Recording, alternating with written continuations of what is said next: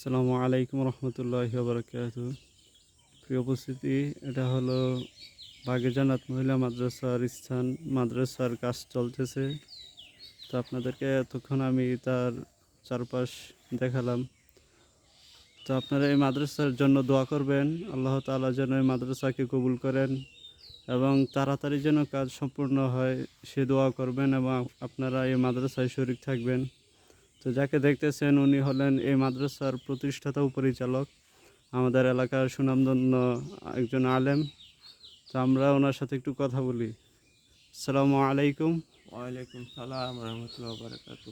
ভালো আছেন যেটা? জি ইনশাল্লাহ ভালো আছি।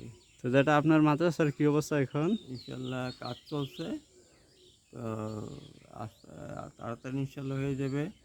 তো সবার কাছে দোয়া করি যাতে সবার শরীর থাকে এবং কাজটা যেন তাড়াতাড়ি সুন্দর হয় এবং আল্লাহ যেন কবুল করেন। জি জি ইনশাল্লাহ। এ পর্যন্ত কত টাকার কাজ হয়েছে যেটা? প্রায় 3.5-4 লক্ষ টাকার কাজ হয়েছে। এখন আপনার পরিকল্পনা কি কত তালা হতে পারে? এখন 4-5 তলা ফাউন্ডেশন পরে করব কি। জি এখন জি আলহামদুলিল্লাহ। টিন দিয়ে আপাতত একটু সাময়িকভাবে 2-1 বছর আমরা চালানোর জন্য করতেছি।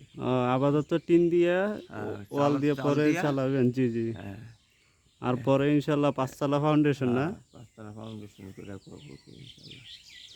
ইনশাল্লাহ আলহামদুলিল্লাহ, জায়গা তো অনেক বড় আছে। হ্যাঁ, তো ইনশাল্লাহ আল্লাহ তাআলা যেন আপনার এই কাজকে কবুল করেন, এই দিনী কাজে যেন আমরা সকলেই শরীক হতে পারি।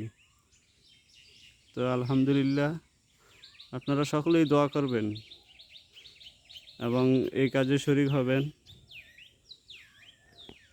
আচ্ছা যারা, তাহলে আপনারা দোয়া করবেন, হ্যাঁ, ইনশাল্লাহ। আমাদের জন্য। আসসালামু আলাইকুম রহমতুল্লাহি ওয়া বারাকাতুহু।